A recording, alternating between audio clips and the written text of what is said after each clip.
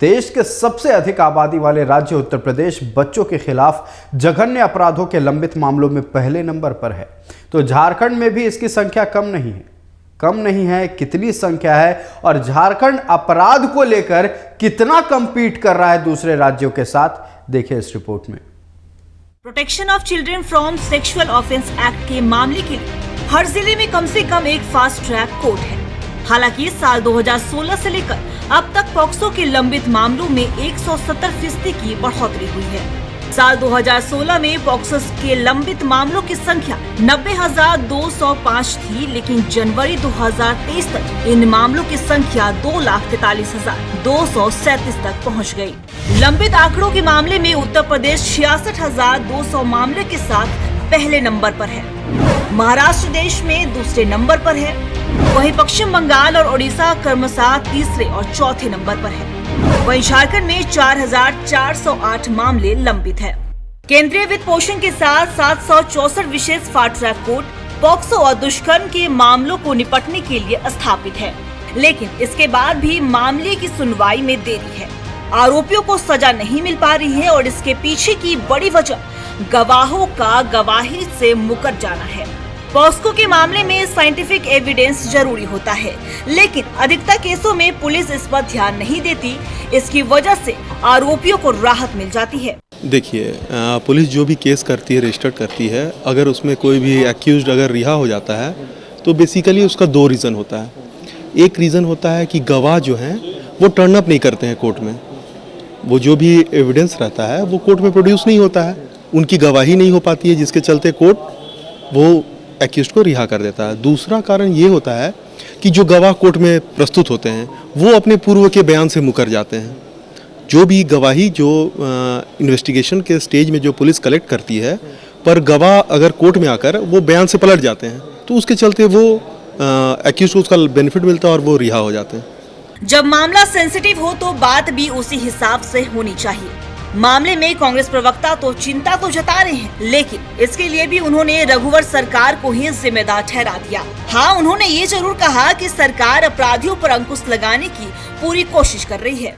इस सभ्य समाज में इस तरह की घटना का कहीं कोई जगह नहीं है और ऐसे लोगों को सिर्फ जेल के शिकंजे के पीछे पहुंचाना एक मकसद नहीं हो सकता, या इससे इस तरह के अपराध भी नहीं रोके जा सकते। इसके लिए समाज को भी आगे आना होगा। इन सब के बीच जो सबसे बड़ी चुनौती है, इस देश और प्रदेश में महिलाएं, लड़कियां सुरक्षित महसूस करें, लेकिन हम इसमें कहीं पीछे छूटते नजर आ रहे हैं। महिला कहीं सुरक्षित नहीं है, क्योंकि ये मैं अभी रिसेंटली कुछ महीने पहले मेरे फ्रेंड के साथ मेरे साथ में पढ़ते हैं, उसके साथ ही हुआ था कि उसका चेन स्नैच करके ले गया था। तो इसमें गवर्नमेंट को थोड़ा एक्शन लेना चाहिए। पुलिस हर जगह है, बोलती गर्ल्स के लिए इतना सुरक्षा ये है वो है, लेकिन कुछ वैसा तो दिखता नहीं है।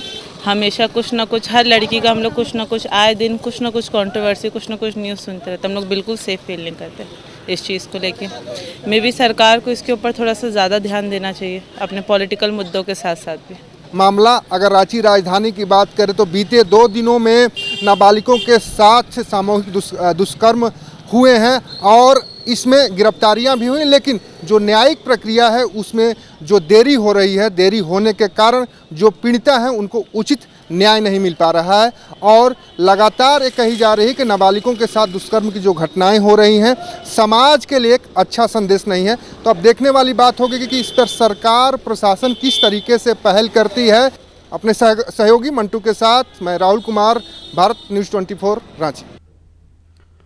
आपने रिपोर्ट में देखा और समझ ही गए होंगे कि झारखंड अपराध के मामलों में दूसरे राज्यों के साथ कैसे कदम से कदम मिलाकर बराबरी करने की, या यूं कहें आगे जाने के लिए तत्पर है।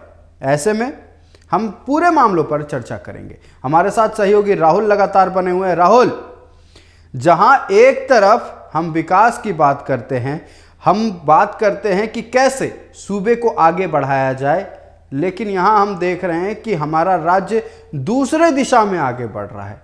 नकारात्मक विकास हमारे देश में, हमारे राज्य में बहुत ज़्यादा हो रहा है। उत्तर प्रदेश में लंबित मामलों की हम बात करते हैं, लेकिन झारखंड भी कहीं पीछे नहीं है। स्थिति बिल्कुल चिंताजनक है। पूरी जानकारी आप दर्शकों तक पहुंचाएं। देखिए, हम थोड़ा सा रिपोर्ट की अगर बात करें तो 2016 की अगर रिपोर्ट की बात करें तो पूरे देश में 90,000 के पार पॉस्को के मामले थे। लेकिन अगर हम अभी की बात करें, जैसे ही फास्टैग कोड बनाया गया, 150% पॉस्को के मामलों में वृद्धि हुई है और 2,43,000 के समथिंग जो है मामले पहुंच चुके हैं और ये सारे मामले अभी कोर्ट में लंबित हैं। अब हम झारखंड की अगर बात करें तो झारखंड में अभी 4400 के पार मामले लंबित हैं, कोर्ट में फैसले आने बाकी है। लेकिन 2016 से और अप्रैल 2023 की अगर हम बात करें तो जो मामले हैं 53 से 5400 जो मामले हैं पुलिस के पास दर्ज हुए हैं। अगर हम 2018 और 2018 जनवरी और अप्रैल 2023 की अगर हम बात करें तो 5800 के करीब जो मामले हैं यहां पे दर्ज हुए हैं, जिसमें से 700 कुछ मामलों का पुलिस ने निष्पादन नहीं कर पाया है। सबसे अधिक मामले 900 के से अधिक जो मामले हैं रांची में 900 से अधिक लोगों की गिरफ्तारी हुई है। तो कह सकते हैं कि रांची राजधानी में पॉस्को के मामले में सबसे अधिक झारखंड में गिरफ्तारी अगर कहीं से हुई तो रांची राजधानी में हुई है। और आप देखेंगे आंकड़े जो हैं, जिस तरीके से आंकड़े हैं, 3.5 साल का लगभग कार्यकाल पूरा कर रही हेमंत सोरेन सरकार और इसमें आप देखेंगे तो 4800 के पार जो है आंकड़े चले गए हैं। पॉस्को की सिर्फ हम बात कर रहे हैं, पॉस्को की इसलिए हम बात कर रहे हैं कि नाबालिग जो लड़कियां होती हैं उनसे जो रेप होता है उसमें पॉस्को की धाराएं लगाई जाती हैं और पॉस्को के तहत इतने मामले दर्ज हो जा रहे हैं। अब रेप की अगर हम बात करें तो रेप के जो पूरे अगर बलात्कार के केस देखेंगे पॉस्को और जो बालिग लड़कियों के साथ रेप की घटनाएं होती है उसको जोड़ेंगे तो आंकड़े बहुत आगे निकल जाएंगे।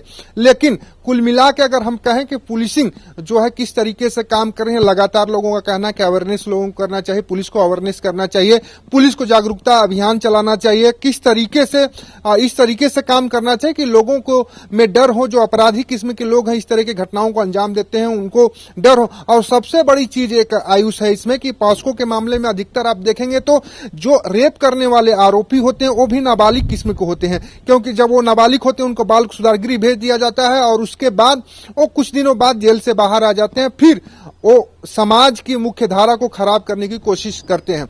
हम लगातार एक कोशिश रही है, महिला संगठन हो या कई ऐसे लोग हैं जिन लोगों ने कहा है कि बालिग जो लड़कों की उम्र है उसे 21 साल से घटाकर कम किया जाए। हालांकि महिलाओं को की जो शादी करने की उम्र थी 18 से बढ़ा के 21 साल कर दिया गया, लेकिन बालिग उम्र को घटाने की बात, 18 साल से कम करने की बात लगातार पुलिस की ओर प्रशासन से कह लें या सत्ताधारी पार्टियों से मांग लोग कर रहे हैं, लेकिन इसमें कोई पहल नहीं हो रही है और पॉस्को के जो मामले हैं लगातार बढ़ते जा रहे हैं। ये दुखद है, चिंताजनक है। आप देखेंगे उत्तर प्रदेश पहले पायदान पर है, 67,200 केसेस लंबित है। अगर हम वहीं बात करें महाराष्ट्र तो महाराष्ट्र भी उत्तर प्रदेश से कदम मिलाकर चल रहा है।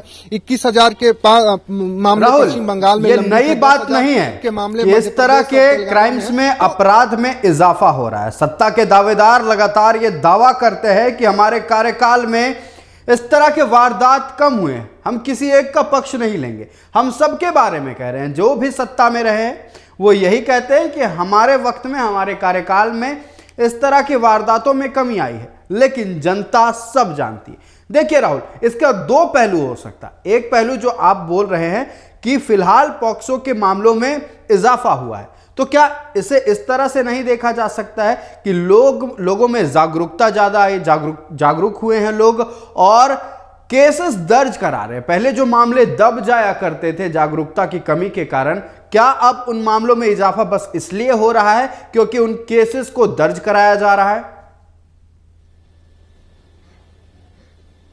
अब बिल्कुल सही कहा आपने आयुष। जिस तरीके से आप देखेंगे कि पॉस्को के मामलों में लगातार बढ़ोतरी हो रही है, वृद्धि हो रही है और लोगों की अगर हम बात करें तो समाज लगातार समाज को जागरूक करने की लोग बात कर रहे हैं कि समाज को जागरूक होने की जरूरत है। इस तरह के जो अपराध करने वाले लोग हैं उनको बहिष्कृत करने की जरूरत है, उन्हें समाज से बहिष्कृत करने की जरूरत है, उन्हें पूरे परिवार को के लोगों को समाज से बहिष्कृत करने की जरूरत है। लेकिन इस तरह की मानसिकता के लोग जो समाज में पनप रहे हैं, कहीं न कहीं समाज के लिए चिंताजनक है, दुखद है, क्योंकि अगर नाबालिग बेटियों के साथ, बहनों के साथ इस तरह की घटनाएं घट रही हैं, इस तरह की घटनाओं को अंजाम दिया जा रहा है, तो समाज के लिए एक अच्छा संदेश नहीं है। और झारखंड की अगर बात करें तो झारखंड ट्रैफिकिंग की बात कर लें या हम ट्रैफिकिंग की बात कर लें या हम बात कर लें जो नाबालिगों के साथ रेप हो रहा है उसकी बात कर लें। आप बीते 2 दिनों में देखे होंगे कि एक दिन का अंतराल देकर लगातार शुक्रवार को एक घटना को अंजाम 4 लोगों ने जो है कि नाबालिग लड़की के साथ रेप की कोई घटना को अंजाम दिया, और सोमवार को फिर एक लड़की के साथ डोरंडा थाना क्षेत्र में रेप के लिए का अंजाम अपराधियों ने 10 लोगों की उसमें गिरफ्तारी हुई। तो आप देखेंगे कि जिस तरीके से गिरफ्तारी हो रही है उससे एक अंदाजा लगाया जा सकता है कि किस तरीके से लड़कियों की जो नाबालिग लड़कियां हैं जिन्हें बहला फुसला कर कहीं ले जाया जाता है, उनके साथ दुष्कर्म किया जाता है, उसको लेकर लोग समाज कितना अभी भी सचेत नहीं हुआ, क्योंकि समाज जब तक सचेत नहीं होगा इस तरह की घटनाओं को अंजाम जो होती रहेंगी, इस तरह की घटनाएं होती रहेंगी। इस घटनाओं को अंकुश लगाने के लिए समाज को जागरूक होने की जरूरत है और पुलिसिंग व्यवस्था जो है पूरी तरीके से मजबूत करने की जरूरत है। लेकिन जिस तरीके से आप देखेंगे, इसका एक और कारण है, हम सिर्फ राजधानी रांची की बात कर ले, झारखंड की बात अगर नहीं भी करें, पूरे झारखंड की बात अगर ना करते हुए सिर्फ राजधानी रांची की बात करें, तो इसके लिए सिस्टम भी जिम्मेवार है, प्रशासन भी जिम्मेवार है। क्यों, ये बताते हैं। कुछ इलाके ऐसे हैं रांची के, कुछ इलाके क्या अधिकतम इलाके ऐसे हैं जहां शाम होते ही पूरा इलाका सुनसान पड़ जाता है, बिजली की कोई व्यवस्था नहीं है, रोशनी बिल्कुल नहीं है, पीसीआर वाहन जिसको पेट्रोलिंग के लिए लगाया गया है घंटों तक एक ही जगह पर खड़े होकर बस वो रात काटने की कोशिश करते हैं। लेकिन गलियों में क्या हो रहा है, चौराहों पर क्या हो रहा है, इसकी जानकारी किसी को नहीं होती। हमने एक खबर चलाई थी राजधानी रांची के बारे में ही, 90% से अधिक सीसीटीवी कैमरा ठप पड़े हुए हैं। तो क्या प्रशासन को, सिस्टम को भी अब एक्शन में आने की जरूरत नहीं है? इस तरह की वारदातें अगर सामने आ रही है, पॉक्सो के मामले सामने आ रहे हैं, ठीक है, सिर्फ पॉक्सो की बात नहीं भी करें, अगर हम कुल मिलाकर सारे अपराधों को देखें तो क्या प्रशासन को अब सख्त कदम उठाने की जरूरत नहीं है? बिल्कुल, जिस तरीके से अपराध का ग्राफ झारखंड में बढ़ रहा है और राजधानी रांची में बढ़ रहा है, पिछले दिनों देखे होंगे पतरातू में एटीएस के डीएसपी और एक दरोगा के साथ अपराधियों ने गोलीबारी की। हालांकि गिरफ्तारी कर पुलिस अपना पीठ थपथपा रही है, ये अलग बात है, लेकिन अगर पुलिस बल के ऊपर, पुलिस के एक आला अधिकारी के ऊपर फायरिंग अगर अपराधी कर दे रहे हैं तो उनका मनोबल कितना बढ़ा हुआ है। उसी तरीके से हम देखेंगे जिस तरीके से पॉस्को के मामले बढ़ रहे हैं, पॉस्को में जो अपराधी प्रवृत्ति के लोग हैं उन पर जो कड़ी सख्ती नहीं बरती जा रही। फास्ट ट्रैक का गठन तो राज्यों में कर दिया गया है, लेकिन आप देखेंगे जो मामले लंबित हैं उस मामलों को लेकर आप एक आंकड़ा निकालेंगे तो जो लाखों में मामले पहुंचे हैं, और 143 से अधिक जो देश में फास्ट ट्रैकें बनाई गई थी, और कोशिश थी कि 3 से 4, 5, 6 महीनों में जो है केसेस का जो निपटारा कर लिया जाएगा। लेकिन पॉस्को के जो केसेस हैं उसमें निपटारा नहीं होने का एक और कारण है कि जो पुलिस है जब जांच करती है, पॉस्को का जो मामला जब दर्ज करती है, जांच करती है, जो साइंटिफिक रीजन होता है, साइंटिफिक सबूत होता है, उसे सही तरीके से इकट्ठा नहीं करती है। जो सबूत होते हैं, जो गवाह होते हैं, गवाहों का जो बयान होता है मनमर्जी लिख देती है और किसी का भी नाम गवाही की लिस्ट में डाल देती है। और जब वो कोर्ट में सुनवाई शुरू होती है, कोर्ट में जब ट्रायल शुरू होता है, तो उस दौरान जो है गवाह या तो कोर्ट में नहीं आता है या अपने बयान से मुकर जाता है, या तो एक कहता है कि हमें पता ही नहीं है। तो पुलिस जो पॉस्को के मामले होते हैं उसमें जो जांच करती है, जो केस आईओ होता है, उस मामले को इतनी गंभीरता से नहीं लेता है। इसके वजह से भी अपराधी बचते हैं, और जब कोई अपराधी अपराध से मुक्त होता है तो उसका मनोबल बढ़ता है और फिर वो उस अपराध को करने के लिए कई लोगों को प्रेरित करता है। तो कहीं न कहीं पुलिस पे सीधा कदम नहीं उठाए जा रहे हैं, कोई एक उदाहरण नहीं पेश किया जा रहा है सिस्टम के द्वारा, पुलिस के द्वारा, ताकि इन अपराधियों के मन में खौफ जाग सके। कई अपराधी है क्या अधिकतम अपराधी ऐसे हैं जो बेल पर बाहर चले आते हैं, उनके खिलाफ गवाही नहीं मिलती है और साक्ष्य के अभाव में उन्हें बरी किया जाता है। लेकिन मामला इतने पर नहीं रुकता। फिलहाल आपका हमारे साथ जुड़ने के लिए बहुत बहुत धन्यवाद राहुल। हम क्यों कह रहे थे मामला इतने पर नहीं रुकता है, क्योंकि आए दिन संख्या में, अपराधों की संख्या में, पॉक्सो के मामलों की संख्या में लगातार वृद्धि हो रही है। इसका जिम्मेवार आखिरकार कौन है? एक समाज के तौर पर हम कहां जा रहे हैं? सवाल कई हैं। सवाल इसलिए उठ रहा है कि हम खुद को नहीं झांक कर देख रहे हैं, हम समाज के तौर पर खुद को नहीं झांक रहे हैं।